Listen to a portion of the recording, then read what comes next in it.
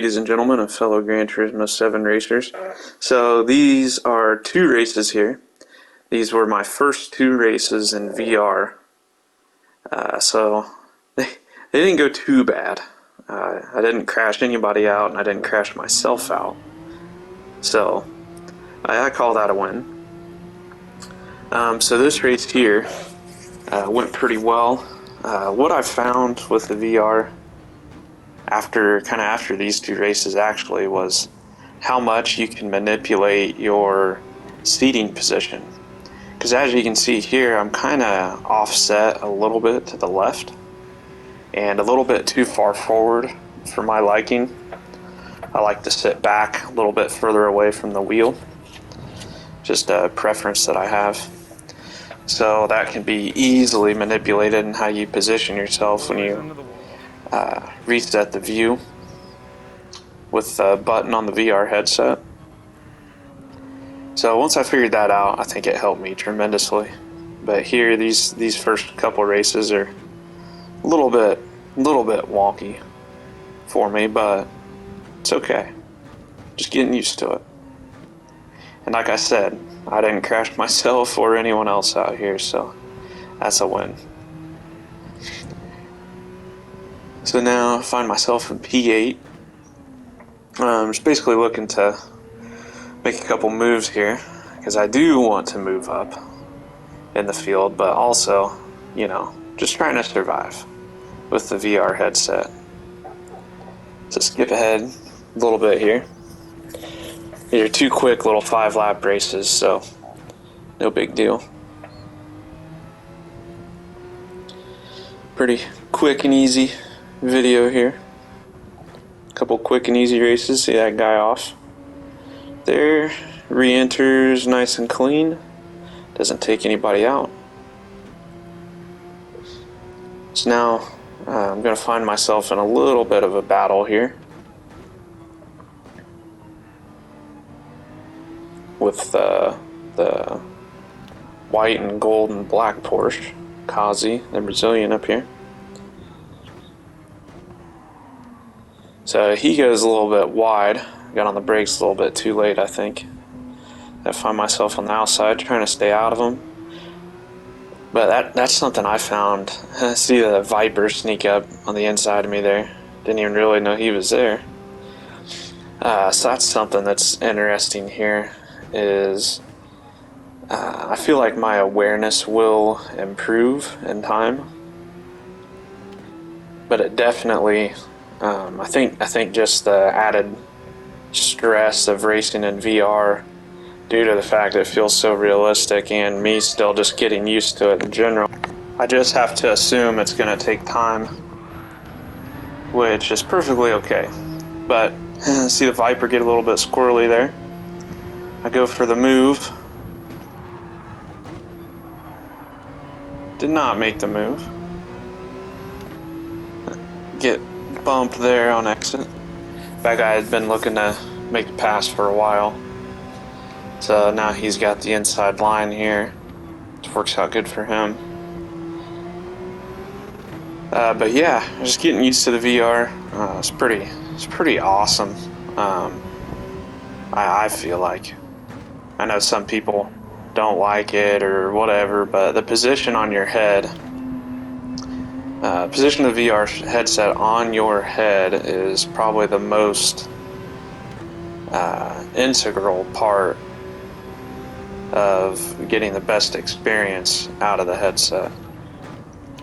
Because what I found, if you're off just a little bit, it makes the screen blurry. Not too blurry to where you can't use it, but it definitely affects your visibility.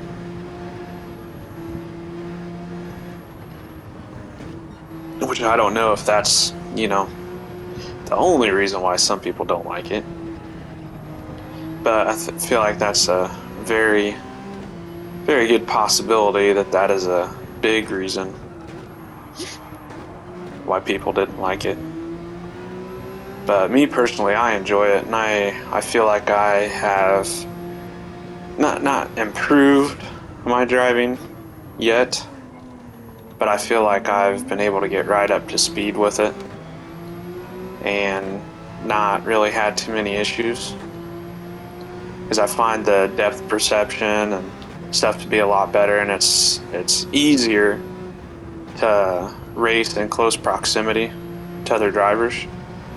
I feel like I can tell right where my car is, which I find to be very important.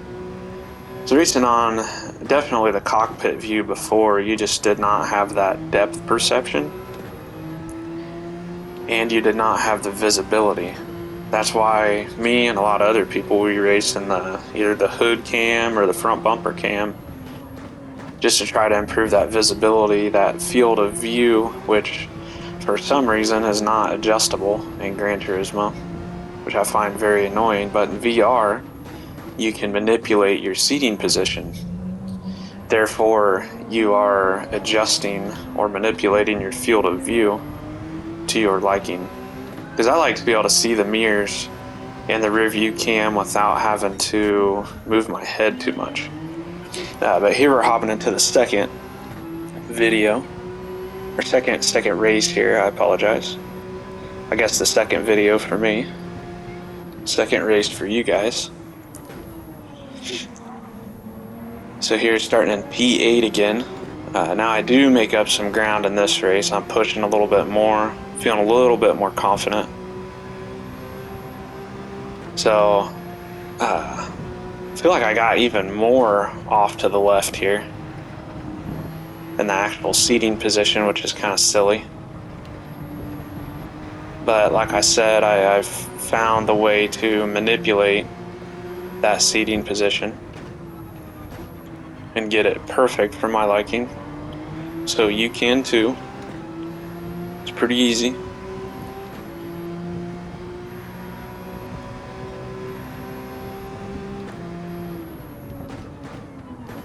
So here, watching these guys battle, kind of at this point, I suppose I'm just waiting for a mistake. Go for the move. All these guys are pretty fast. See that guy just lost it, and really nothing I could do there with him losing it in front of me like that. What I was supposed to do there. A little bit difficult.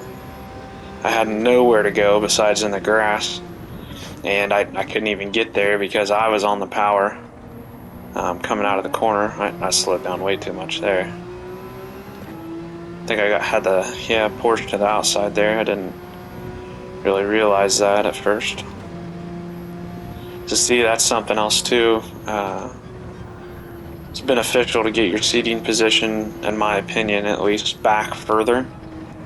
That way you kind of have more visibility on that mirror to the right hand side. Because as long as you can see that mirror over there, then you'll know somebody's there. You know, because you can't really look back in that direction while you're driving. It's a little bit difficult. Plus the seats in these race cars, you can't really see around them anyways, or to your sides, your peripherals. So basically, you know, you rely on your mirrors and your rear view cam to kind of judge where everyone's at.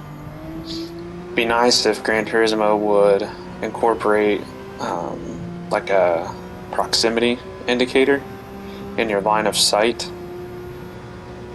You know, somewhere up there with position and lap time and all that good stuff, you know.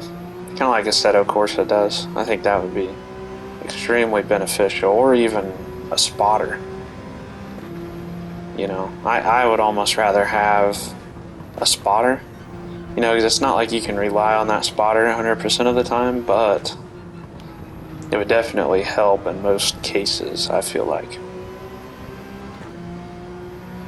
So I just added a spotter on another game, and it really does make a big difference. So lap number 3, P7. Starting to improve my lap times a little bit in the race, I think. That wasn't a great sector time there, but also wasn't terrible.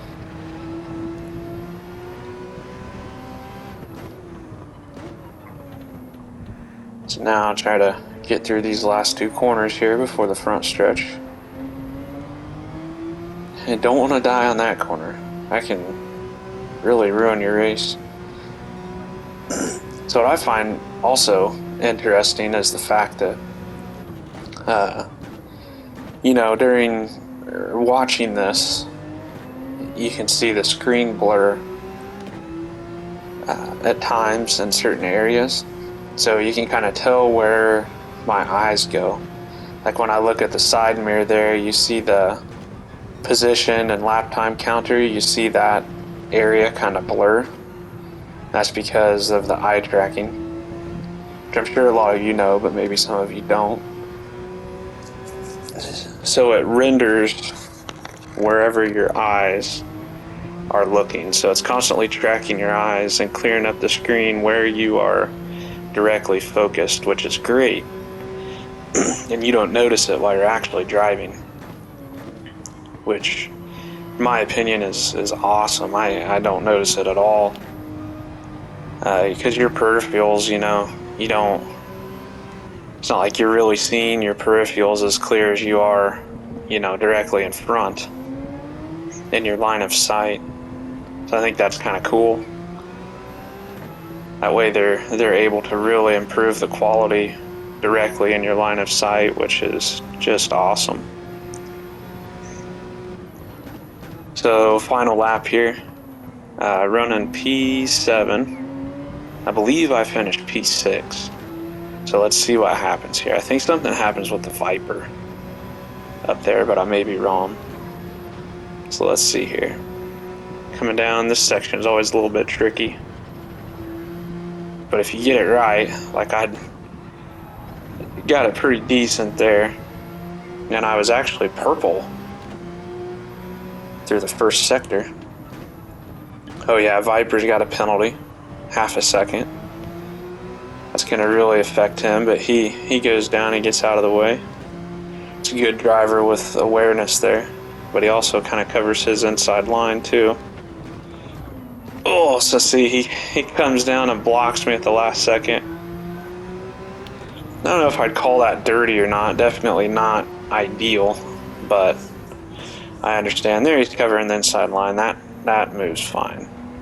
I think blocking at the last second, it's a little bit not right, but that's okay. Well, that's going to do it for this video, guys. I appreciate it. Have a good one. Later.